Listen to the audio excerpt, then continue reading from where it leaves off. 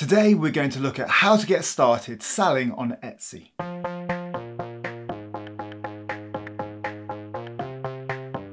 As you might have seen from my income reports, it's possible to make money online through sites like Amazon KDP. However, to earn life-changing money is really difficult and it takes a lot of time and effort. So one of the best ways to grow your income is to diversify the ways that you make money. Now, Etsy is a fantastic marketplace for creatives, and it has a lot of traffic as well. In August alone, Etsy has an estimated 425 million visits. Now that's a substantial amount of people going on Etsy to find a product.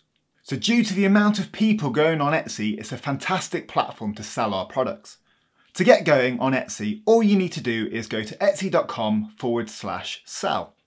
On Etsy, you have to pay to list your items. Now, if you click on the referral link in the top corner, you can get 40 listings for free. And then once you set up your shop, you can create your own referral links and share that with your friends as well. One thing to mention about Etsy is you can have multiple shops. The only caveat is it's one shop per email address.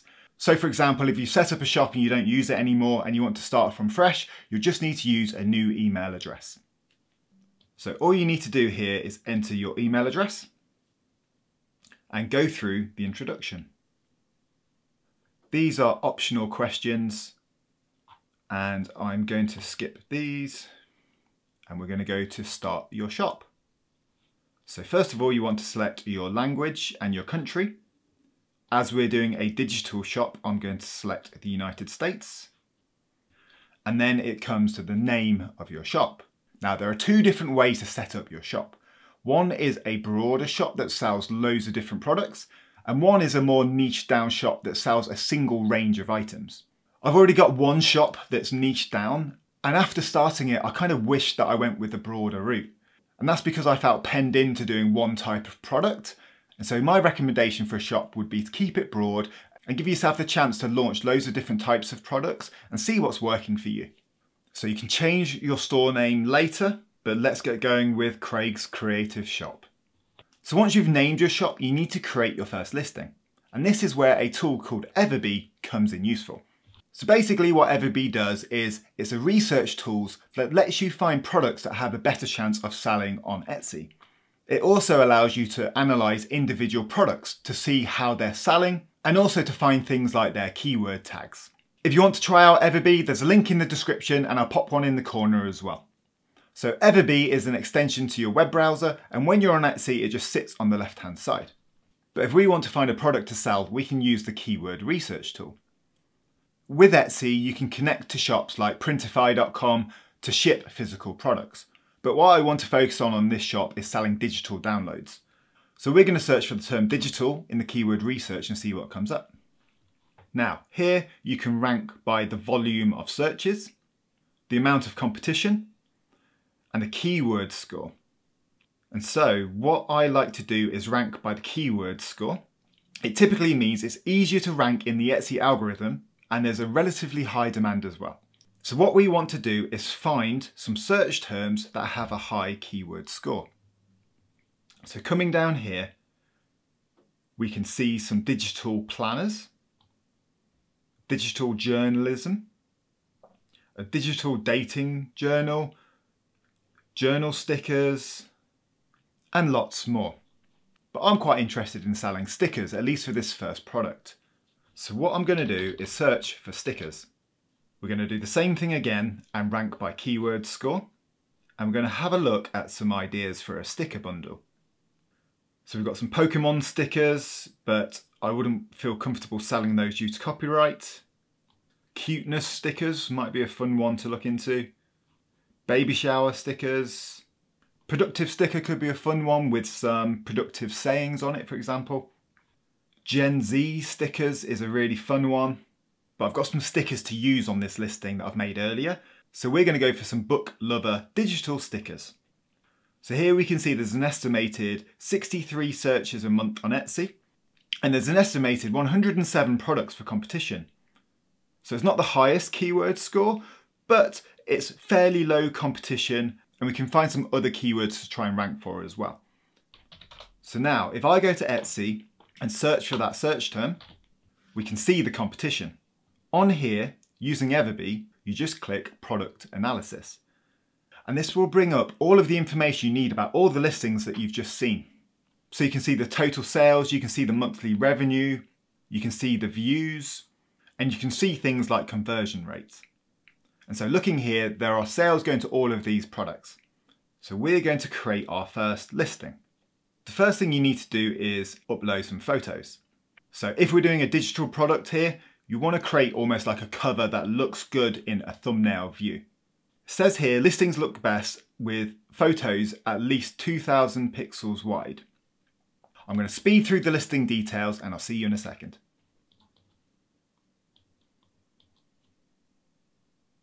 As we come down to the renewal options, you have automatic or manual. It costs 20 cents for every listing, and that lasts for 4 months. So if you're going to list a lot of products on Etsy, I'd probably recommend starting with manual and then renewing the ones that are selling. Here we're going to select a digital product and we're going to enter our description. So in the description, we'd want to be a bit more detailed than this, but this is the top level info for now. You want to make sure you're including some keywords, some call to actions, and listing out exactly what the customer is going to receive. Your tags are your keywords, and here you can also use the Adobe plugin to find the right type of keywords. So if we have a look at this one, books digital stickers, we can see the keywords that they've used. We can see the volume of searches and also the amount of competition. So looking here, there's some nice keywords we can use. Next, we need to set our price. We'll keep it low to start with.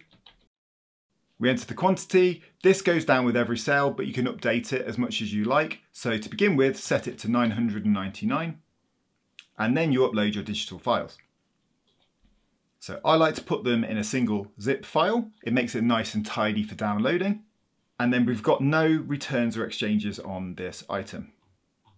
So that's our first listing set up, and we can continue on with creating our shop.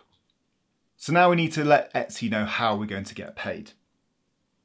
So for me, I'm in the UK. Unless you're making these as part of a business, you want to select individual for your tax purposes, and then you need to enter all of your information. Skipping over that bit for obvious reasons, you then need to enter your bank information. This will be different depending on which country you're in, but for the UK, you enter your name, sort code, and account number. So I'm going to do that now. Once you've entered that, you can click Save and Continue. Now, once you've let Etsy know how to get paid, you also need to let them know how they're going to bill you.